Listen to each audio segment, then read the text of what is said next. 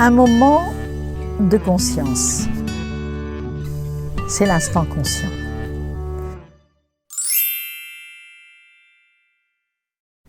Bonjour et bienvenue dans ce nouvel épisode de l'instant conscient. Alors cette fois-ci, parlons de la banalisation du mal. Ça veut dire quoi ? Je pense que ça vous parle tout de suite quand je vous dis parfois nous avons mal et parfois la personne en face, au lieu de prendre en compte notre souffrance, va dire « Oh, c'est pas grave ». Alors parfois c'est l'autre, parfois c'est nous. Parfois aussi, nous, face à la souffrance de l'autre, nous allons dire « Mais il y a plus grave quand même, tu vas pas en faire un cinéma ». Parfois, certaines personnes, ou même nous-mêmes, avons tendance à banaliser, à dédramatiser, à essayer de rendre les choses le moins catastrophiques, dramatiques, importantes. Derrière notre intention ou l'intention de l'autre, de celui qui banalise, l'intention est de diminuer l'émotion de celui qui souffre. Pourquoi ? Pourquoi vouloir diminuer absolument l'émotion de l'autre, l'état interne de l'autre, c'est-à-dire une volonté de dire oh, non, il va pas falloir qu'il crie trop, il va pas falloir qu'il pleure trop, il va pas falloir qu'il se plaigne trop, j'essaye de banaliser, je vais pas écouter. Vous savez, ce sont des personnes qui, au fond, ont énormément de difficultés avec les émotions en général, les leurs et celles des autres.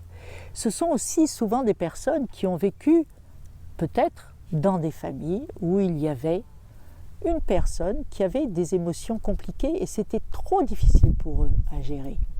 D'ailleurs, ces propres personnes ont du mal à parler de leurs émotions souvent. Elles ont mis comme un scotch sur tout ce qui peut déranger, aggraver, dramatiser ou rendre les situations difficiles. Il faut tout aplanir. Vous savez, on prend un robot et on fait que tout soit au même niveau. Il n'y a pas de il n'y a pas de non, il n'y a pas de oui, c'est bien.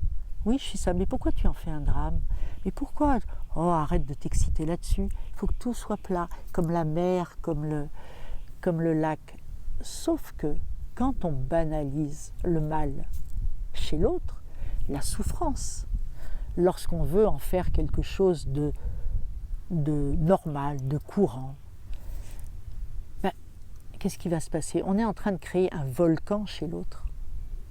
Et ce lac qu'on veut absolument plat, un jour, on va être éclaboussé par les émotions de l'autre. Tu n'as jamais écouté ce que je t'ai dit, tu n'as jamais pris en considération ce que je sentais, tu t'en fiches, S'il pouvait parler, il dirait « Mais non, c'est pas que je m'en fiche. Je sais pas, je ne sais pas gérer ce genre de truc. » Sauf que dans ce grand volcan, il ne va pas mieux comprendre. Et du coup, on va être obligé de quitter ce père qui est comme ça, quitter sa mère qui est comme ça, quitter le patron, quitter l'ami, parce qu'on ne se sent pas entendu dans notre souffrance. Il n'y a pas de souffrance plus forte l'une que l'autre. Il y a la souffrance telle qu'elle est exprimée par l'autre. Et sa souffrance, c'est sa souffrance. Et du coup, ce qui est important d'apprendre, et ce que l'on souhaite chacun, c'est que notre souffrance soit accueillie tout simplement par l'autre. Tu as mal, explique-moi. D'accord. Et qu'est-ce que tu voudrais ? Peut-être que tu as un bobo, tu voudrais que je te mette un peu de mercurochrome ? Mais ils adorent les enfants quand on s'occupe de leur bobo, mais pas parce qu'on est juste en inattention, c'est parce qu'ils sont entendus dans leur souffrance. Et quand on pleure, il y a certaines personnes qui ne veulent pas s'approcher parce qu'ils disent « Ah, mais moi je ne sais pas quoi faire dans les pleurs ». Mais c'est tout simple. Écoute pourquoi je pleure. Peut-être que je pleure pour un oiseau qui vient de mourir devant moi et ça me rend très triste. Juste écoute-moi et dis-moi que tu comprends, prends-moi dans tes bras. Je n'ai rien besoin d'autre que ça. C'est ce que l'on appelle l'accueil. Voyez, si celui qui est passé derrière à toute vitesse en vélo tombe, Mais en fait, la seule chose qu'il voudra, c'est qu'on l'accueille dans sa souffrance, dans ce qu'il ressent. C'est tout. Et donc, banaliser le mal ne fait que créer d'autres maux. Alors, ça ne sert à rien de banaliser. L'important est d'accepter les souffrances des autres. Et nous n'avons rien à faire que d'écouter et d'accueillir.